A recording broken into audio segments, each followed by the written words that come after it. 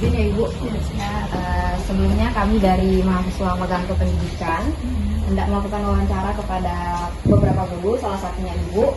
Dalam hal ini mengenai wawancara jumlah siswa yang bisa dikatakan dari latar belakang keluarga yang kurang mampu ataupun yang memiliki keluarga yang tidak bisa antara orang tua kandungnya.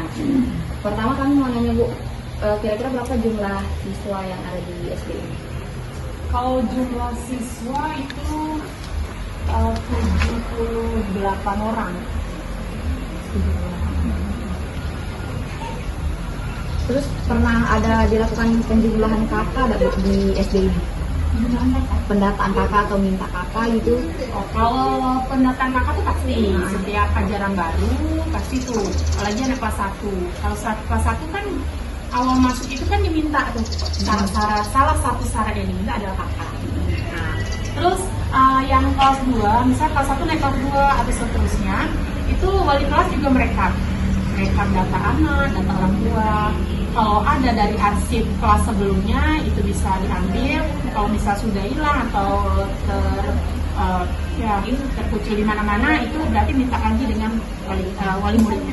Ya, kami kan ada lihat di beberapa kelas tuh kayak kakak, ada cantuman kakak di setiap kelas, berarti itu termasuk pendataan kakaknya ya Bu? Iya.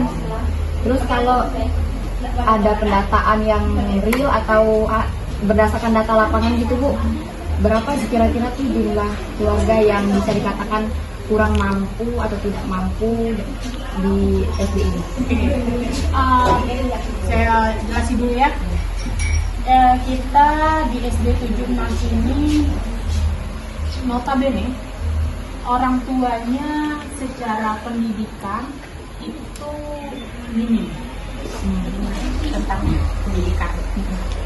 Terus kalau ditanya namanya anak kurang mampu dan keluarga yang berantakan atau broken home, itu pada umumnya anak kita seperti itu. Kalau dipresentasikan itu sekitar 85% anak kita masuk dalam kategori.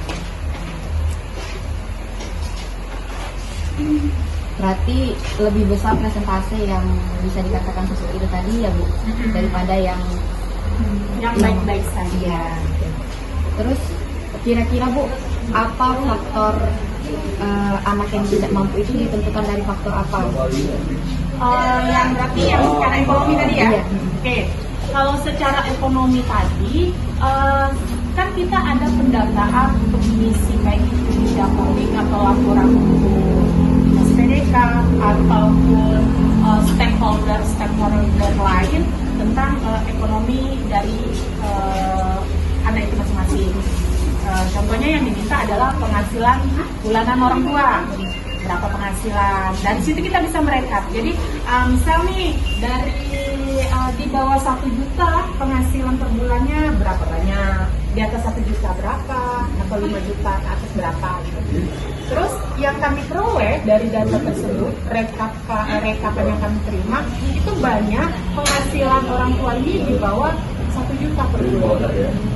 Jadi kalau kita rata-ratakan dengan satu kakak itu terdiri dari anggota keluarga taruhlah anaknya 3, berarti ada 25 di bawah 1 juta untuk sebulan itu berarti untuk 1 hari ya kurang lah. Nah gitu. Jadi dari situ kami menentukannya. Jadi dari pembicaraan atau obrolan dari guru-guru yang dekat sini bisa kita ambil, oh memang iya anak tersebut memang susah, dia tinggalnya dengan si tantenya atau orang tuanya kerjanya hanya buruan lepas gitu atau serabutan. Nah, dari situ kami mengetahui. Berarti kalau dilihat dari yang anak tidak mampu itu, menurut Ibu tuh ada perbedaan nggak dari kondisi anak yang dalam pembelajaran berasal dari keluarga tidak mampu dengan yang mampu? Baik ya, kalau kita berbicara tentang tantangan psikologis, pasti ada. Pasti mereka rendah diri ya, sama rendah diri. Terus secara akademis mereka ada seperti apa ya, penurunan motivasi pasti ada kalau anak yang kita bicara anak kurang mampu tadi ya. Terus apakah ada perilaku menyimpangnya? itu mungkin lebih ke menarik diri. Terus kalau ditanya pada dukungan emosional dan material, itu pasti kita sangat membutuhkan dukungan dari orang-orang sekitar, itu terutama dari keluarga, termasuk guru di sini dan warga sekolah pada umumnya. Itu kalau anak yang kurang mampu tadi. Mengapa saya bicara mereka pasti rendah diri? Pasti, misal nih, secara berpakaian saja, ya, secara berpakaian saja. Itu kan pasti kalau ada event yang membebaskan anak, boleh berpakaian yang penting bebas dan sopan, misal atau perpisahan kah atau biar apalah gitu ya. Pasti anak yang ekonomi rendah ini merasa rendah diri dia. Pakaian saya hanya ala kadar, nanti ketemu dengan teman yang ekonominya tinggi, sedang ketemu dengan si A pasti takutnya diejek, gitu. Kalau kita bicara yang anak kurang mampu, itu kurang mampu ya, bukan broken home lain lagi itu nanti masalah. Kami rasa sudah cukup Bu yang wawancara tentang tidak mampu. Lanjut lagi yang untuk yang keluarganya pisah Bu. Oke, siap. Kira-kira Bu, di sekolah ini berapa jumlah anak yang broken home? Kalau broken home ya, kalau dikalkulasikan itu sekitar 48%, ya hampir separuh. Menurut Ibu, apa dampak siswa yang memiliki latar belakang broken home dalam kehidupan sehari-hari, dalam pembelajarannya misalnya, dalam pertemanannya di sekolah gitu? Oke, siap. Kalau broken home itu, yang pertama tantangannya itu pasti anak emosi tidak stabil gitu. Emosi tidak stabil, pasti mereka depresi di sana ada, kecemasan yang berlebihan pasti ada.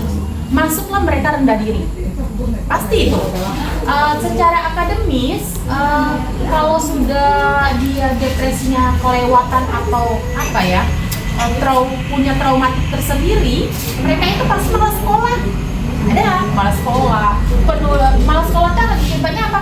Penurunan motivasi, ya kan? Penurunan motivasi, mereka tidak fokus ya, secara akademis ya.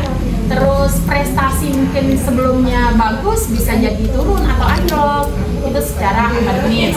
Kalau perilaku menyimpangnya, pasti mereka akan menarik diri.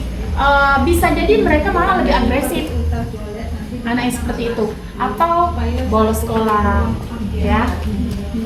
Terus secara emosional dan lingkungan sekitar lah yang harus di sini kita kedepankan. Saya sedikit bercerita, di sini ada anak kita yang broken home. Orang tuanya pisah, tapi dengan namanya pisah tuh ada yang baik-baik, ada yang tidak ya.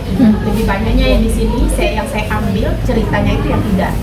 Jadi si ayah punya cara mendidiknya seperti ini, si ibu seperti ini, nggak ketemu nih. Disinilah peran kita sebagai pendidik untuk sebagai mediator di situ, untuk memediasi antara ayah dan ibu, bagaimana si anak ini jangan jadi korban gitu.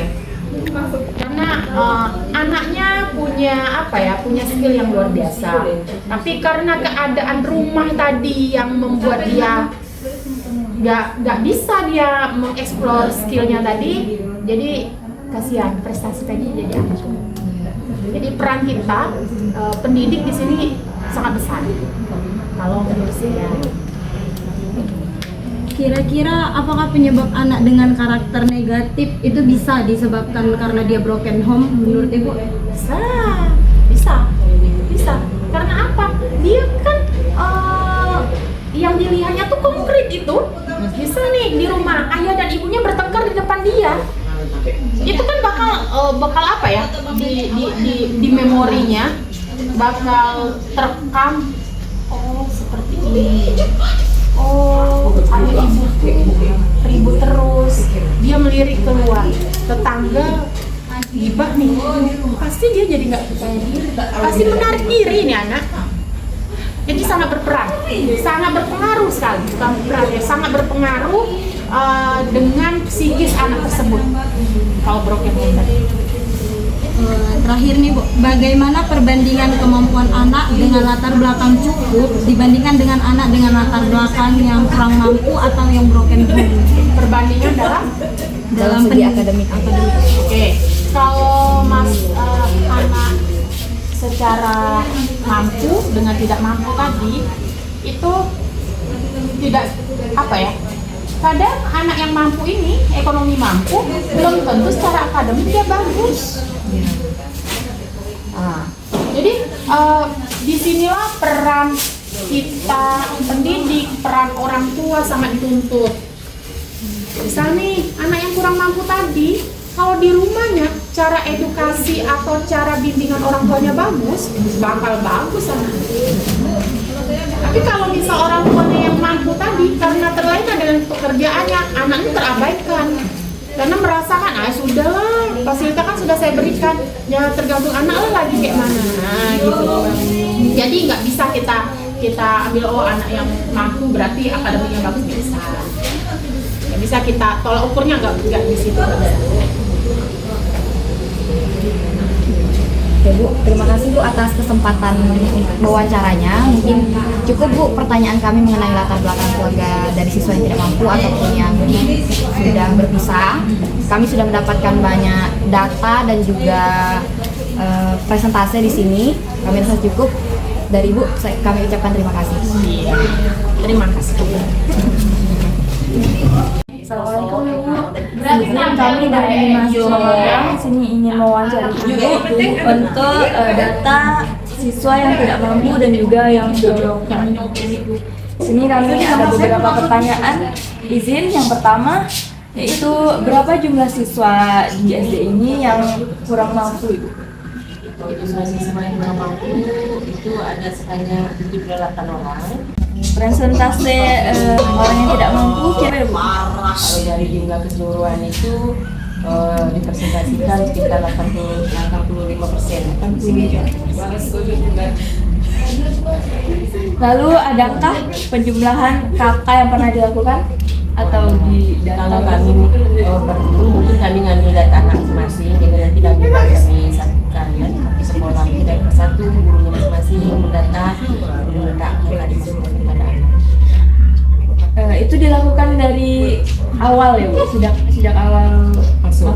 Ya, dari awal masuk itu kami minta kepada orang tua untuk itu sama saja waktu syarat masuk sekolah kan sudah ada.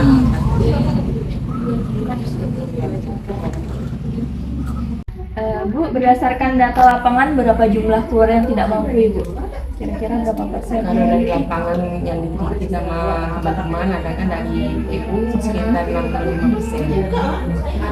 Di sekolah ini ada dikasih bantuan gitu?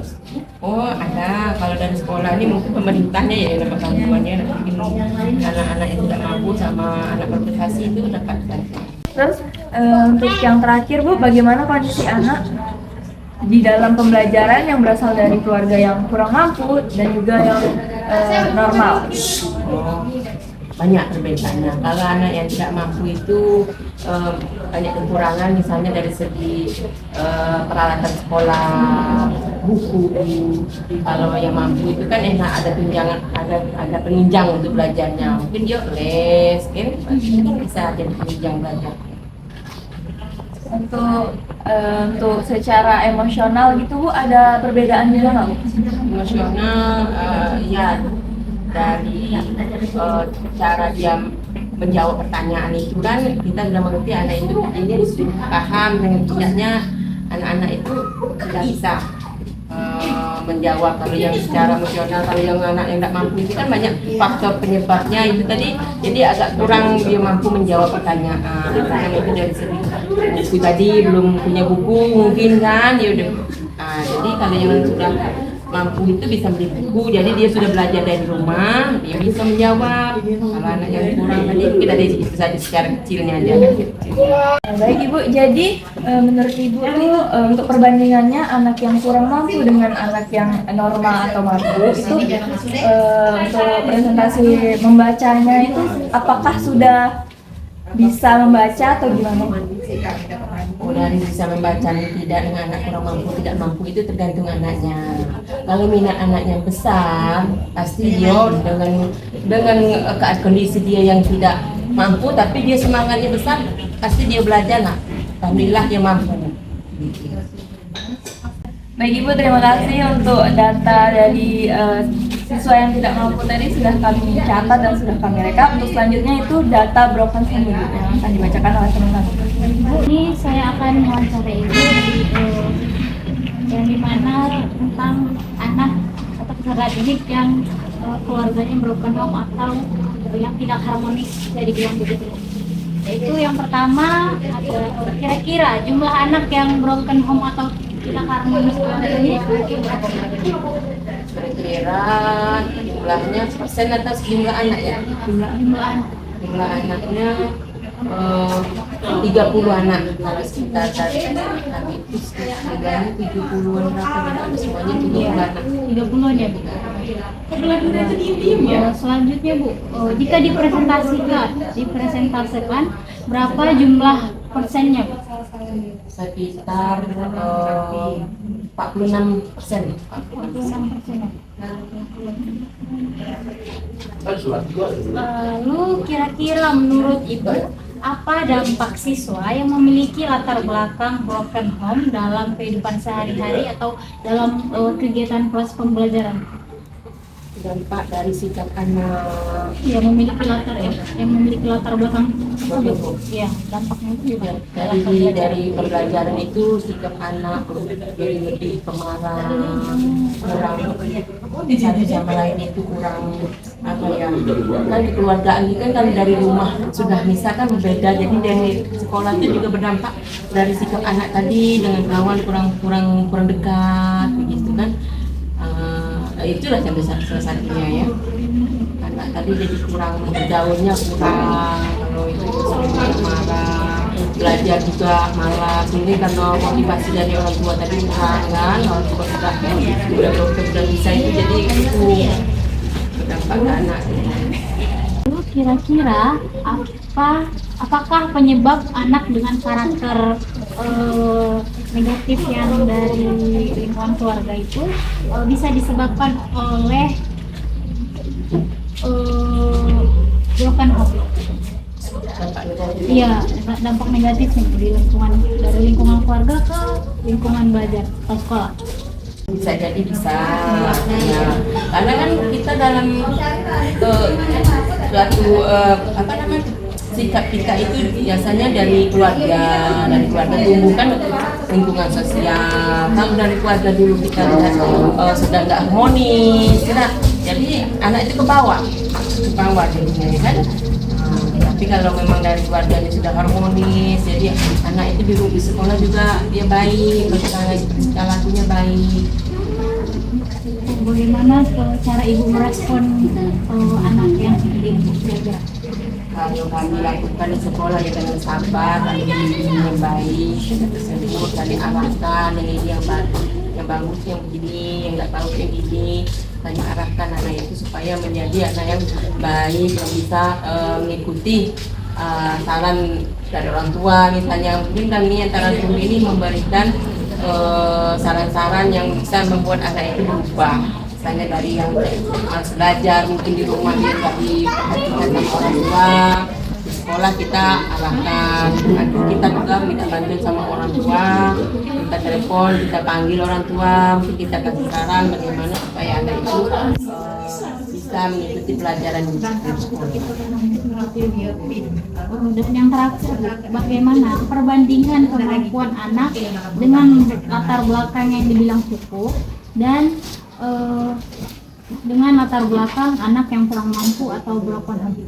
Perbandingannya bagaimana? Yang berkembang dengan Yang tidak mampu. yang cukup mampu dengan yang broken home. itu perbandingan saat proses pembelajaran itu bagaimana? Kalau itu tidak bisa jadi tolak ukur ya, karena memang dari anak itu masing-masing ya. Kalau dia semangatnya belajarnya lebih tinggi, mudah-mudahan dia berhasil. Dari anak itu sendiri, karena itu tidak bisa jadi tolak ukur. Baik Bu, terima kasih Bu. Itu adalah pertanyaan terakhir dari kami. Nah, kami sudah mendatanya Bu, dan kami ucapkan terima kasih banyak. Ya, Ibu pun kalau lebih kurang jawab Ibu minta maaf. Itulah yang bisa kami bantu. Mudah-mudahan kalian sukses semuanya. Alhamdulillah.